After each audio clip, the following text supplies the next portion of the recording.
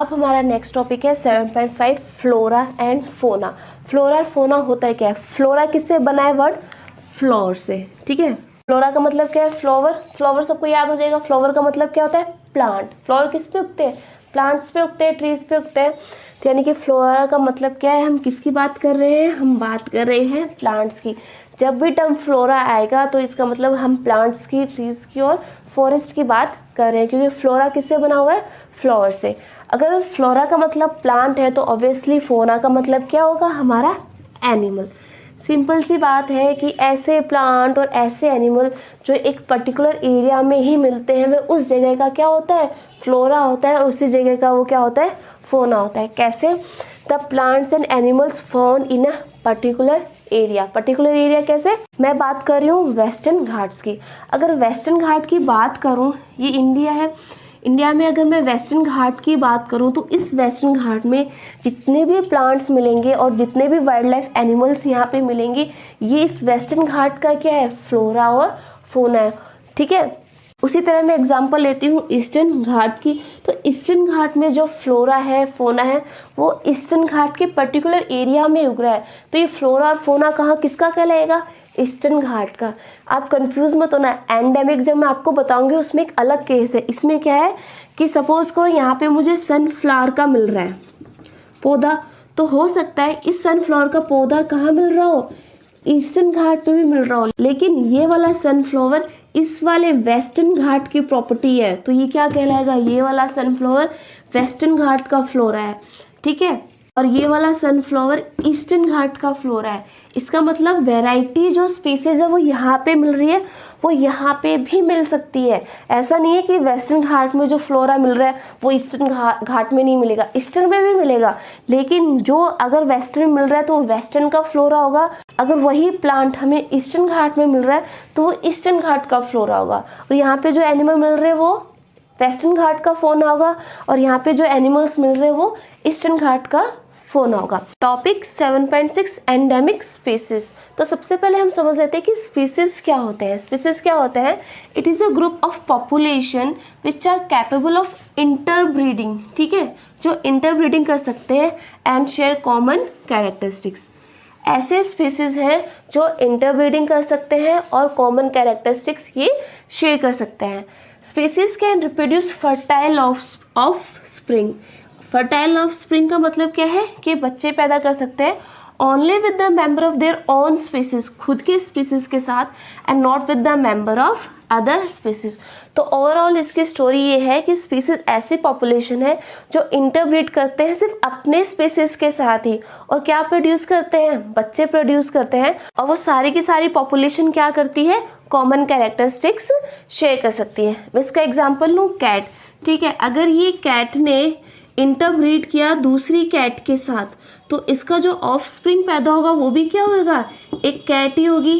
इस कैट की जो फिजिकल कैरेक्टरिस्टिक्स है वही इस कैट, सेकंड कैट की फिजिकल कैरेक्टरिस्टिक भी होगी, और जो इन दोनों का जो बच्चा होगा थर्ड वन, इसकी फिजिकल कैरेक्टरिस्टिक्स भी क्या होगी? इन दोनों में सेम होगी। ऐसा नहीं है कि कैट किसी और स्पीसीज के साथ जाके इंटरब्रीड कर ले। तो स्पीसीज का मतलब क्या? अगर हम सिंपल लैंग्वेज में देखें तो सबसे छोटा जीव जंतु जो कैरेक्टरिस्टिक्स इसकी क्या है? सारी की सारी सेम है। अब हम बात करते हैं एंडेमिक स्पीसीज की। एंडेमिक स्पीसीज क्या होता है?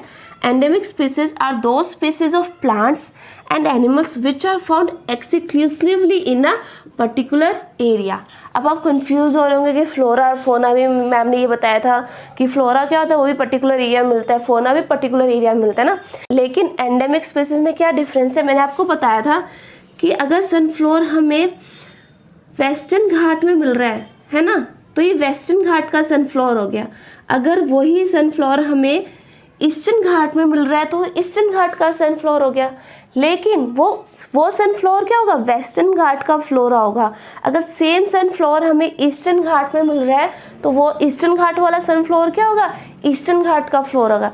लेकिन एंडेमिक स्पीसीज का मतलब है कि अगर ये सनफ्लावर यहाँ पे वेस्टर्न घाट में है तो ये वर्ल्ड के किसी भी हिस्से में नेचुरली किसी और जगह पे नहीं पाया जाएगा। यानी कि अगर ये वेस्टर्न घाट में है तो ये सिर्फ दुनिया में सिर्फ वेस्टर्न घाट में ही मिलेगा। इसको हम क्या बोलते हैं? एंडेमिक स्पीसीज, एक्सक्लूसिव एक्सक्लूसिव का मतलब कि पर्टिकुलर उसी प्लेस में मिलेगा, वर्ल्ड के किसी भी हिस्से में नेचुरली हमको नहीं मिल सकता। हो सकता है मेन मेड में हम प्लांट्स या एनिमल्स को शिफ्ट कर दे दूसरी जगह पर नेचुरली वो प्लांट या एनिमल किसी दूसरी जगह विश्व के किसी भी हिस्से में नहीं मिलेगा। ऐसे स्पीसीज को हम क्या बोलते हैं?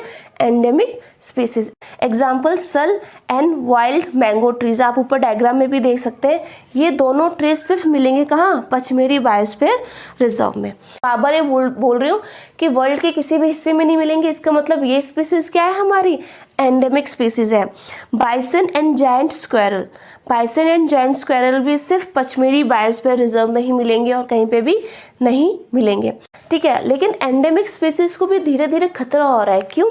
एंडेमिक स्पीसीज तो आपको वैसे पता चल गया कि कहीं और तो मिलेंगे नहीं, पर्टिकुलर एरिया में मिलेंगे, लेकिन अगर हमने इनका प्रिजर्वेशन प्रोटेक्शन नहीं किया पर्टिकुलर एरिया में, अगर ठीक है, अगर इनकी पॉपुलेशन एक्सटिंक्ट पोजीशन पे आती है तो वर्ल्ड के किसी दूसरे हिस्से में मिलेंगे नहीं। इसका मतलब इनको परमानेंटली क्या करेंगे? इन स्पीसीज को खो देंगे। जो ये एंडेमिक स्पीसीज है धीरे धीरे कम क्यों हो रही है?